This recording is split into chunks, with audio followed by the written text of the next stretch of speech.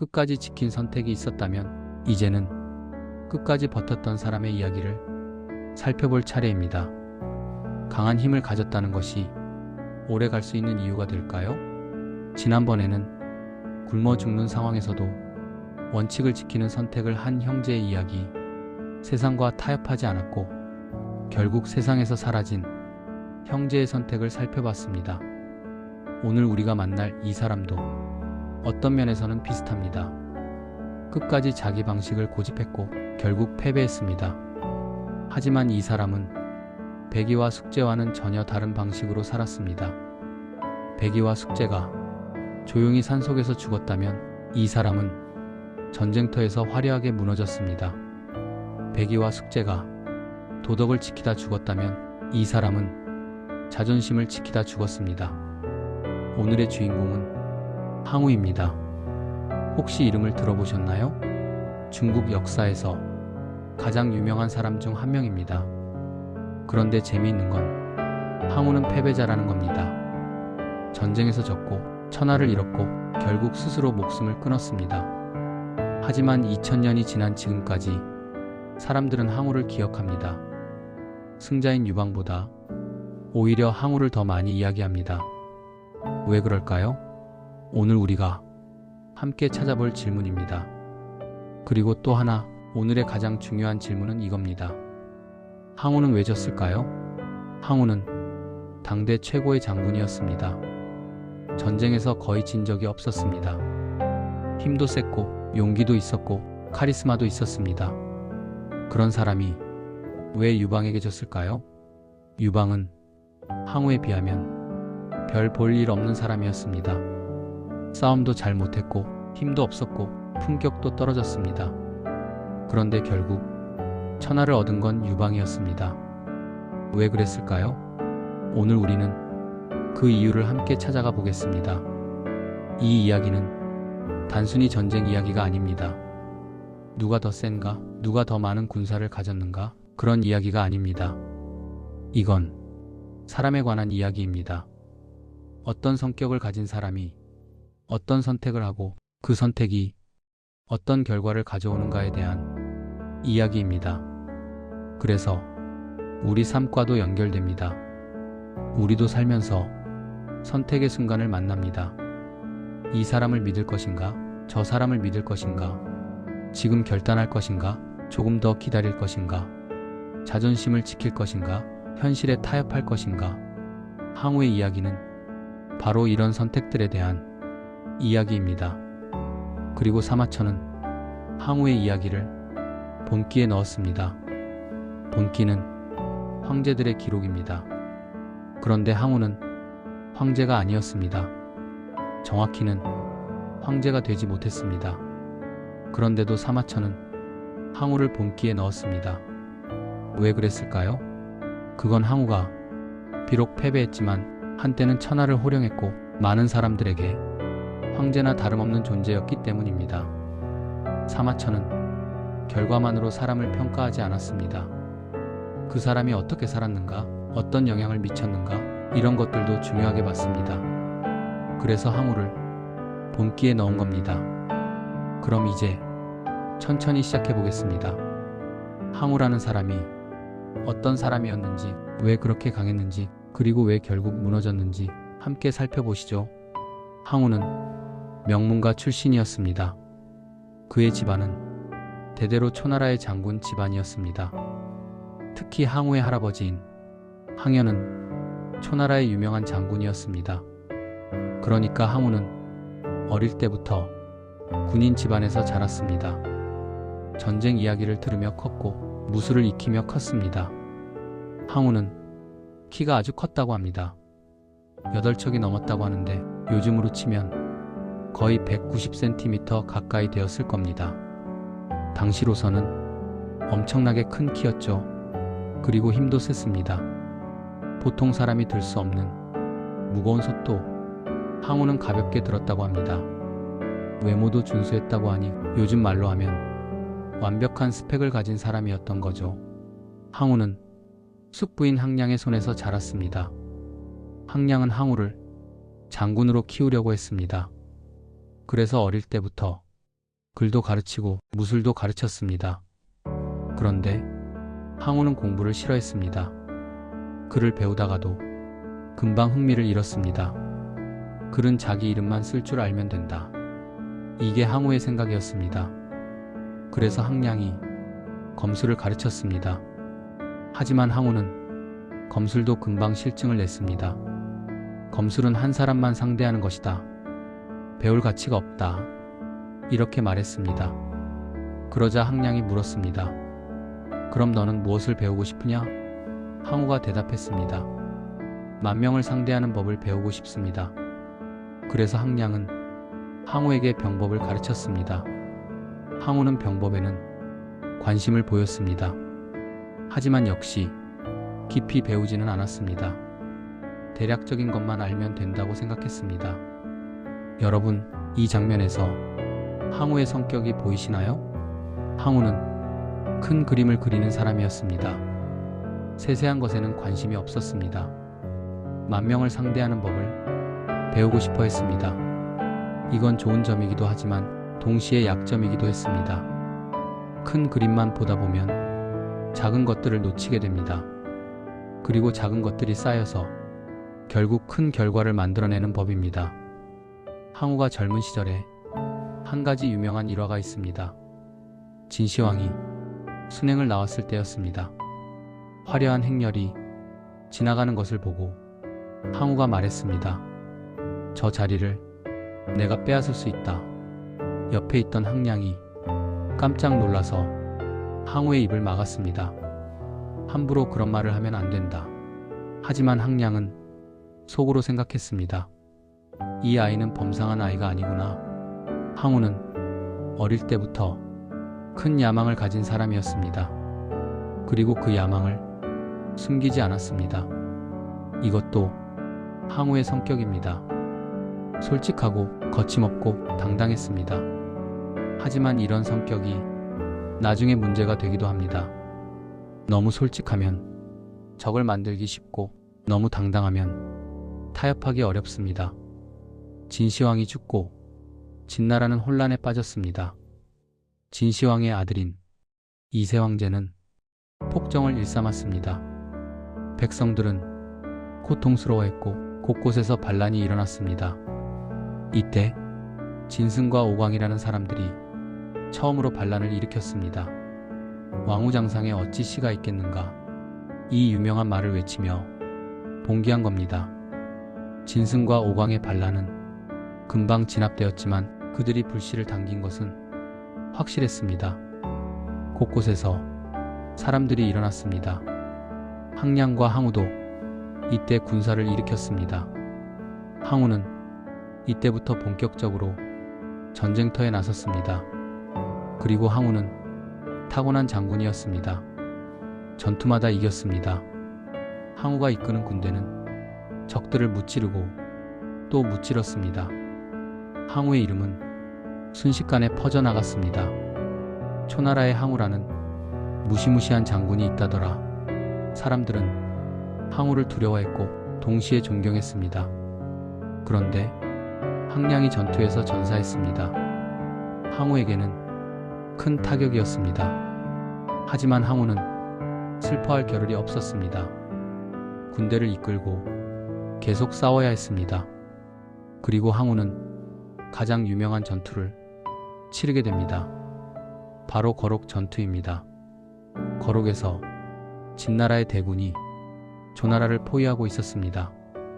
여러 제후들이 조나라를 구하러 왔지만 진나라 군대가 너무 강해서 아무도 감히 싸우지 못했습니다. 그때 항우가 나섰습니다. 항우는 강을 건너면서 배를 모두 부쉈습니다. 그리고 솥을 모두 깨뜨렸습니다. 군사들에게 3일치 식량만 주고 이렇게 말했습니다. 우리는 돌아갈 길이 없다. 이기지 못하면 죽을 뿐이다. 이게 바로 파침나는 유명한 고사의 유래입니다. 솥을 깨고 배를 가라앉힌다는 뜻이죠. 항우의 군대는 죽기 살기로 싸웠습니다. 그리고 놀랍게도 진나라의 대군을 무찔렀습니다. 이 전투 이후 항우는 사실상 반란군의 맹주가 되었습니다. 모든 제후들이 항우를 우러러봤습니다. 항우가 제후들을 만날 때 제후들은 무릎을 꿇고 기어서 들어왔다고 합니다. 그만큼 항우의 위세가 대단했던 겁니다. 이때 항우는 26살이었습니다. 26의 나이에 천하를 호령하게 된 겁니다. 여러분, 이 순간의 항우를 상상해 보십시오. 젊고 강하고 이긴 전투밖에 없고 모든 사람들이 자기를 두려워하고 존경합니다. 이런 상황에서 항우는 어떤 생각을 했을까요? 아마도 이렇게 생각했을 겁니다. 천하는 내 것이다. 나를 막을 수 있는 사람은 없다. 그리고 실제로 그때까지는 그랬습니다. 하지만 이 자신감이 나중에 문제가 됩니다. 너무 강했기 때문에 오히려 약점을 보지 못했고 너무 이겼기 때문에 질 수도 있다는 걸 생각하지 못했습니다. 거록 전투 이후 항우는 진나라의 수도인 함양으로 향했습니다. 진나라를 완전히 무너뜨리기 위해서였죠. 그런데 항우보다 먼저 함양에 들어간 사람이 있었습니다. 바로 유방이었습니다. 유방은 항우와는 전혀 다른 사람이었습니다. 원래 작은 마을이 하급 관리였습니다. 집안도 변변치 않았고 무술도 뛰어나지 않았습니다. 하지만 유방은 사람을 다루는 데 능했습니다. 그리고 운도 좋았습니다. 유방이 함양에 먼저 들어가자 항우는 화가 났습니다. 내가 이렇게 고생하며 싸웠는데 저 사람이 먼저 들어가다니. 항우의 군사는 40만이었고 유방의 군사는 10만이었습니다. 항우는 유방을 치려고 했습니다. 이때 유방의 참모인 장량이 항우의 숙부인 항백을 찾아갔습니다. 장량과 항백은 옛날에 친분이 있었습니다. 장량이 말했습니다. 유방님은 항우님을 배신할 생각이 전혀 없습니다. 함양에 먼저 들어간 것은 그저 우연이었을 뿐입니다. 유방님은 항우님을 상장군으로 모시고 싶어 합니다. 항백은 이 말을 듣고 항우에게 전했습니다.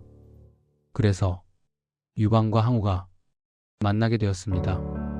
이게 바로 유명한 홍문연입니다. 홍문이라는 곳에서 열린 연회였죠. 유방은 항우를 만나러 갔습니다. 목숨을 걸고 간 겁니다. 연회 자리에서 유방은 항우에게 극진히 예를 표했습니다. 제가 함양에 먼저 들어간 것은 장군님을 기다리기 위해서였습니다. 저는 장군님의 부하일 뿐입니다. 유방은 자존심을 완전히 버렸습니다. 항우 앞에서 완전히 낮췄습니다. 항우의 참모인 범증은 항우에게 눈짓을 했습니다. 지금 유방을 죽이십시오. 저 사람을 살려두면 나중에 큰 화근이 됩니다. 범증은 여러 번 신호를 보냈습니다.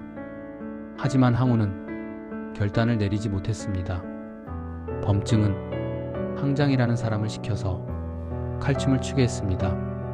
칼춤을 추는 척하면서 유방을 죽이라는 뜻이었습니다. 하지만 유방의 부하인 번쾌가 칼을 들고 뛰어들어와 유방을 지켰습니다.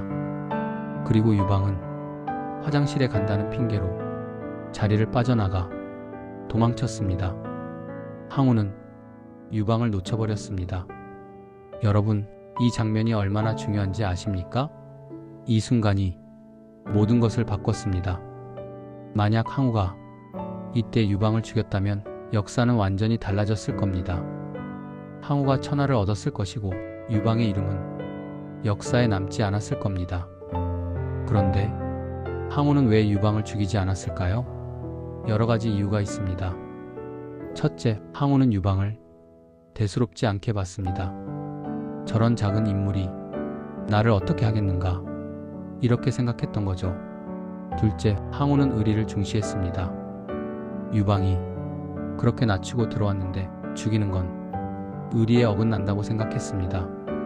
셋째, 항우는 체면을 중시했습니다. 연회 자리에서 손님을 죽이는 건 명분이 없다고 생각했습니다. 넷째, 항우는 자신감이 넘쳤습니다. 나중에라도 얼마든지 처리할 수 있다.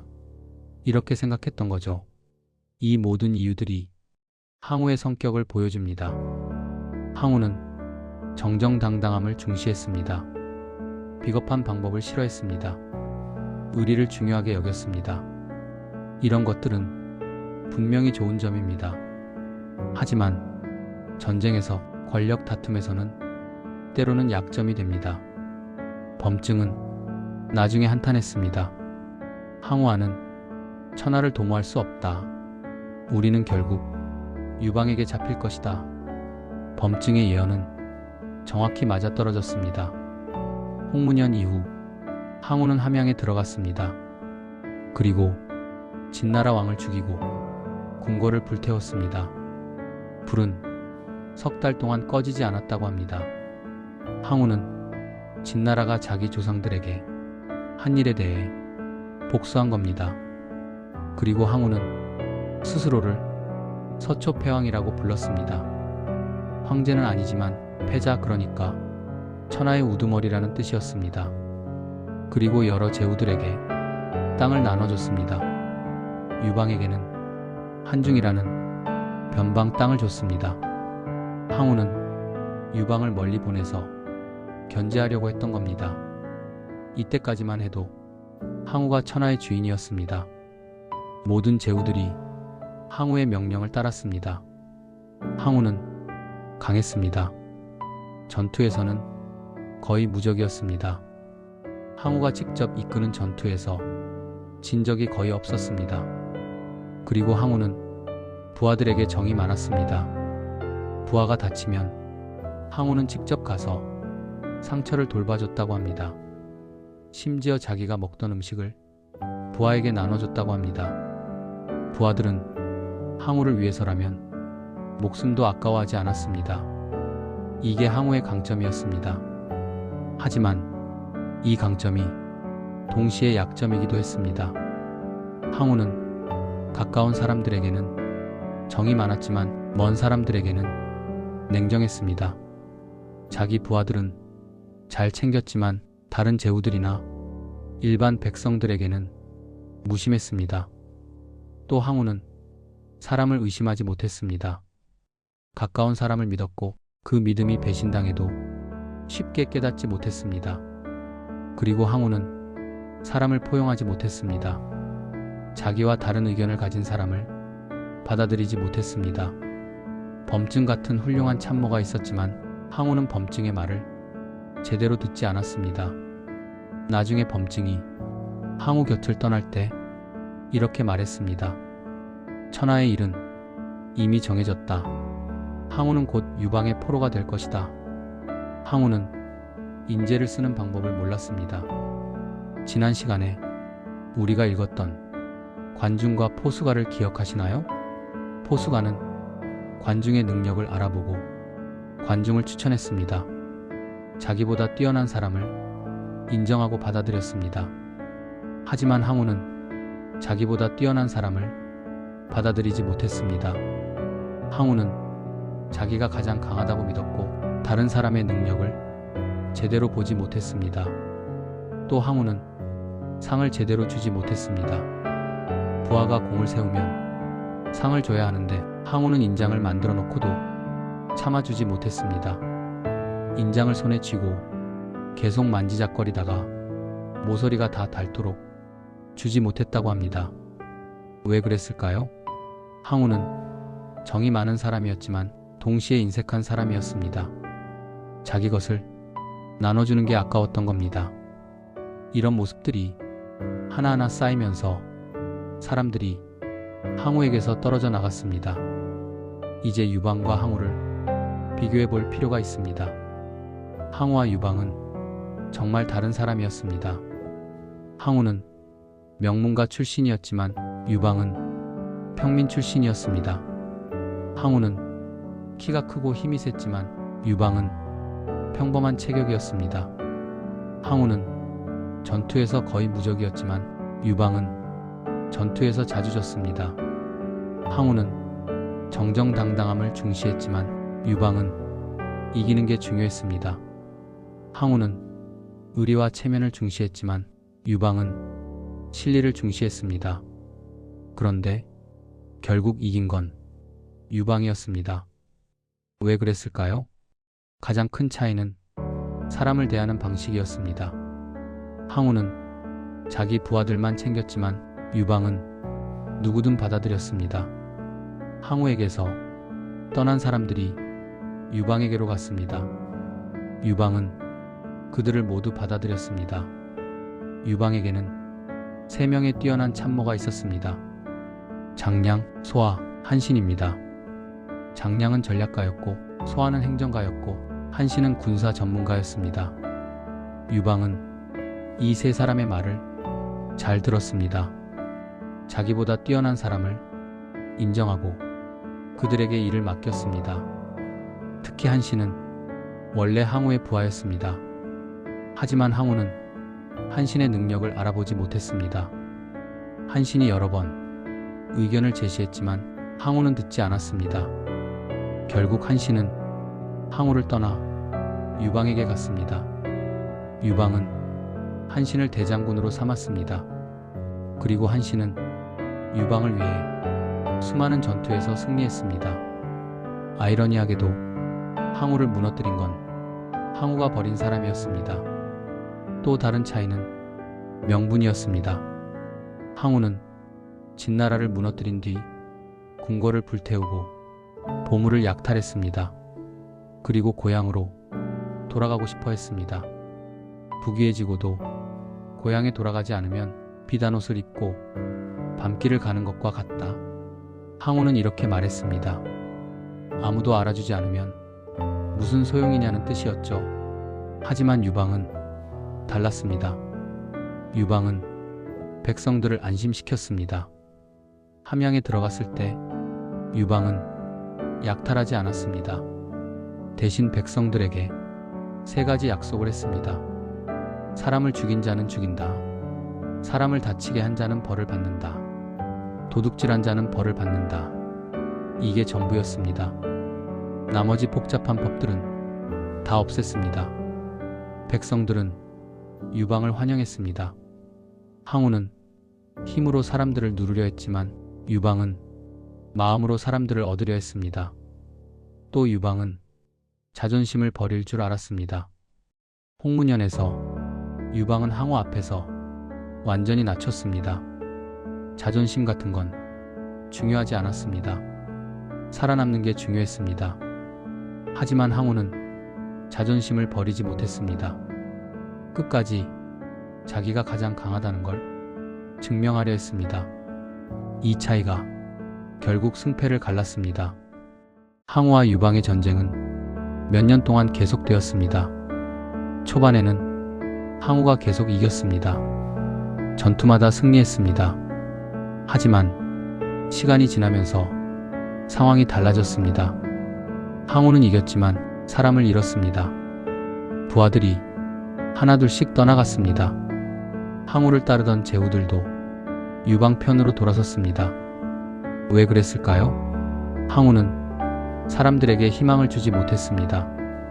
항우를 따르면 전투에서는 이길 수 있었지만 그 다음이 없었습니다. 항우는 천하를 어떻게 다스릴 것인지, 백성들을 어떻게 편안하게 할 것인지 그런 계획이 없었습니다.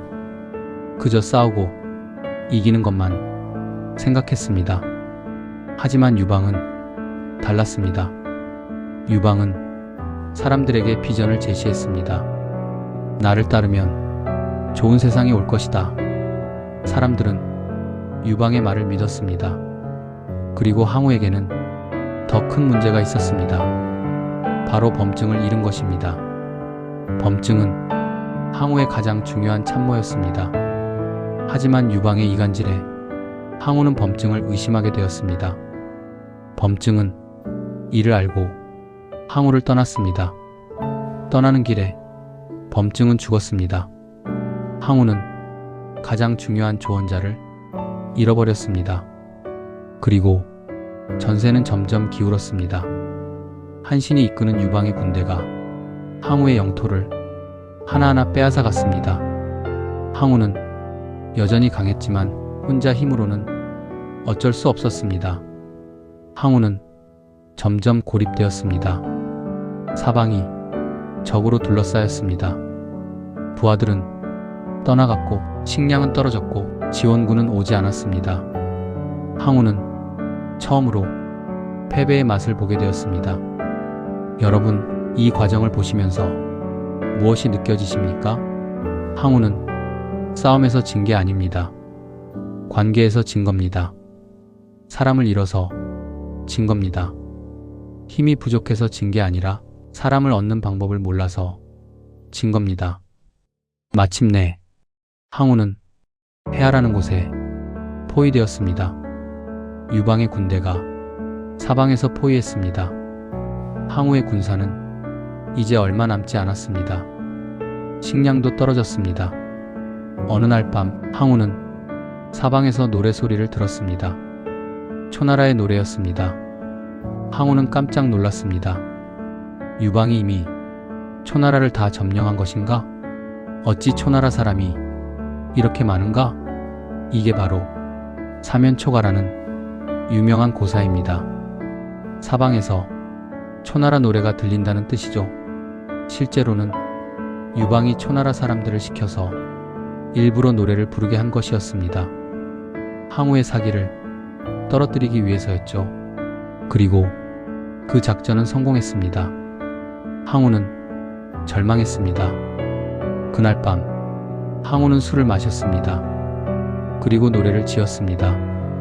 힘은 산을 뽑을 만하고 기계는 세상을 덮을 만하건만 때가 불리하니 오추마도 나아가지 못하는구나. 오추마가 나아가지 못하니 어찌하면 좋은가. 우미인이여 우미인이여 그대를 어찌하면 좋은가. 항우 곁에는 우미인이라는 여인이 있었습니다. 항우가 가장 사랑하는 사람이었습니다. 우미인도 노래로 화답했습니다. 한나라 군대가 이미 땅을 얻었고 사방에서 초나라 노래가 들리는데 대왕의 뜻은 다했고 이 천한 몸은 어찌 살겠습니까? 노래를 마친 우미인은 스스로 목숨을 끊었습니다. 항우의 짐이 되지 않기 위해서였습니다. 항우는 크게 슬퍼했습니다. 하지만 슬퍼할 시간도 없었습니다. 항우는 남은 군사 800명을 이끌고 포위망을 뚫고 나갔습니다. 항우는 여전히 강했습니다. 적들을 베어가며 길을 열었습니다. 하지만 추격은 계속되었습니다. 항우는 오강이라는 강에 도착했습니다. 강을 건너면 초나라 땅이었습니다. 오강이 정장이 배를 준비하고 기다리고 있었습니다. 빨리 배에 오르십시오. 강을 건너면 다시 일어날 수 있습니다. 강 동쪽에는 아직 항우님을 따르는 사람들이 많습니다. 하지만 항우는 고개를 저었습니다. 강 동쪽의 젊은이들 8,000명이 나를 따라 여기까지 왔다. 이제 그들 중 살아 돌아가는 사람이 하나도 없다. 내가 무슨 면목으로 그들의 부모를 보겠는가. 설령 그들이 나를 왕으로 세운다 해도 나는 부끄러워서 그들을 볼 수 없다. 항우는 배를 타지 않았습니다. 대신 자기가 타던 말을 정장에게 주었습니다. 이 말은 나와 5년을 함께했다. 하루에 1000리를 달리는 명마다 내가 참아 죽일 수 없으니 그대에게 준다. 그리고 항우는 남은 부하들과 마지막 전투를 했습니다. 적들을 수없이 베었습니다. 하지만 끝내 포위당했습니다. 항우는 스스로 목을 베어 자결했습니다. 31살이었습니다. 여러분, 이 장면이 어떻게 느껴지십니까? 항우는 끝까지 자기 방식을 지켰습니다. 도망칠 수 있었지만 도망치지 않았습니다. 부끄러운 모습을 보이고 싶지 않았습니다. 이게 항우의 자존심이었습니다. 어떤 사람들은 이렇게 말합니다. 항우는 어리석다. 살아남았다면 다시 일어날 수도 있었을 텐데. 또 어떤 사람들은 이렇게 말합니다. 항우는 대단하다. 끝까지 자기 품격을 지켰다. 둘 다 맞는 말입니다. 항우는 패배자입니다. 천하를 얻지 못했고 전쟁에서 졌고 목숨을 잃었습니다. 결과만 놓고 보면 완전한 실패입니다. 하지만 사마천은 항우를 단순한 실패자로 보지 않았습니다. 사마천은 항우를 본기에 기록했습니다. 황제들의 기록에 넣은 겁니다. 왜 그랬을까요? 사마천은 항우가 비록 황제는 되지 못했지만 한때는 천하를 호령했고 많은 사람들에게 황제나 다름없었다고 봤습니다. 그리고 항우의 삶 자체가 기록할 가치가 있다고 봤습니다. 사마천은 항우에 대해 이렇게 썼습니다. 항우는 진나라를 무너뜨리는데 가장 큰 공을 세웠다. 비록 천하를 잃었지만 그의 이름은 영원히 남을 것이다. 실제로 2000년이 지난 지금까지 사람들은 항우를 기억합니다. 왜 그럴까요? 항우에게는 인간적인 매력이 있었기 때문입니다. 항우는 완벽하지 않았습니다. 실수도 많이 했고 판단도 잘못했고 결국 패배했습니다. 하지만 항우는 진실했습니다. 자기 감정에 솔직했고 자기 신념을 지켰고 끝까지 자기 방식대로 살았습니다. 우민을 사랑하는 마음, 부하들을 아끼는 마음, 고향 사람들에게 부끄럽지 않으려는 마음, 이런 것들이 사람들의 마음을 움직였습니다. 사람들은 완벽한 승자보다 때로는 인간적인 패배자를 더 기억합니다. 항우가 바로 그런 사람입니다. 또 항우는 우리에게 질문을 던집니다. 성공이란 무엇인가? 천하를 얻으면 성공인가? 자기 방식을 지키면 성공인가? 오래 살면 성공인가? 떳떳하게 죽으면 성공인가? 이 질문들에 명확한 답은 없습니다. 하지만 이 질문들을 생각하게 만드는 것 그 자체가 항우 이야기의 가치입니다. 이제 항우의 이야기를 우리 삶과 연결해서 생각해 볼 시간입니다. 첫째, 리더십에 대해 생각해 봅시다. 항우는 훌륭한 장군이었지만 좋은 리더는 아니었습니다. 전투에서는 이겼지만 사람의 마음을 얻지 못했습니다. 리더십은 힘만으로 되는 게 아닙니다. 사람을 이해하고 사람을 포용하고 사람에게 희망을 주는 것, 그게 진짜 리더십입니다. 우리도 직장에서, 가정에서, 조직에서 리더 역할을 할 때가 있습니다. 그때 항우처럼 할 것인가, 유방처럼 할 것인가 생각해 볼 수 있습니다. 둘째, 인간관계에 대해 생각해 봅시다.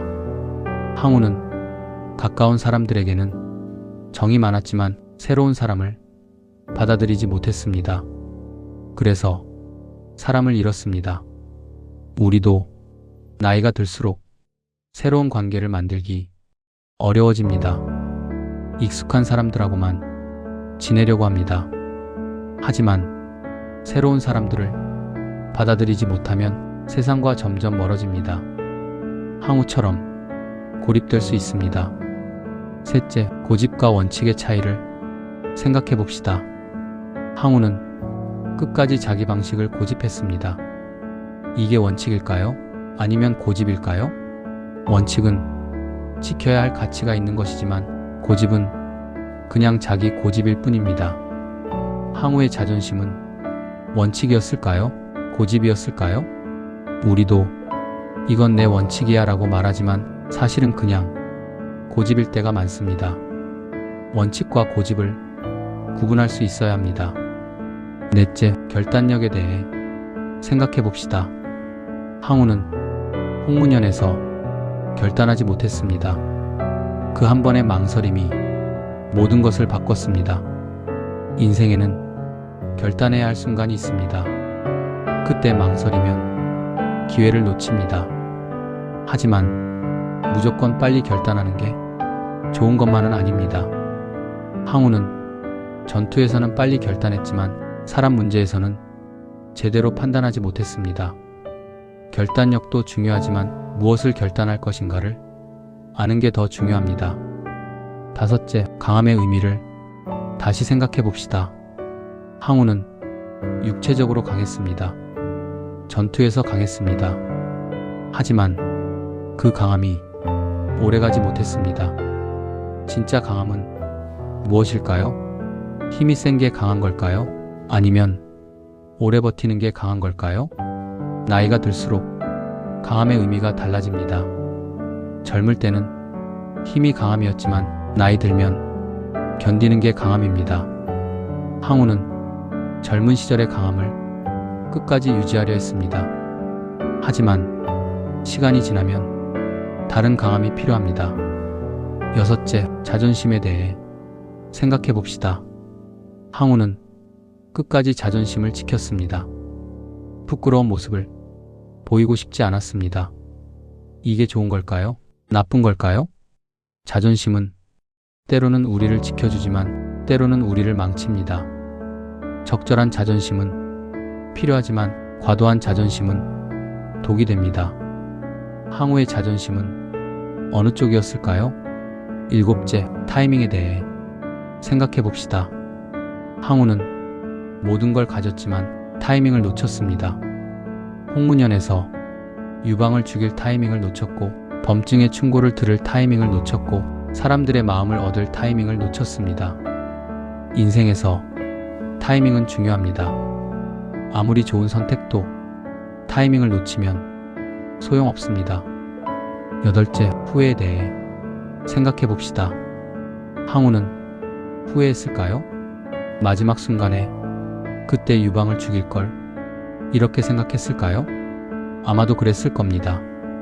하지만 항우는 그 후회를 드러내지 않았습니다. 끝까지 당당했습니다. 후회하더라도 품위를 잃지 않는 것, 그것도 하나의 자세입니다. 아홉째, 실패를 대하는 태도를 생각해 봅시다.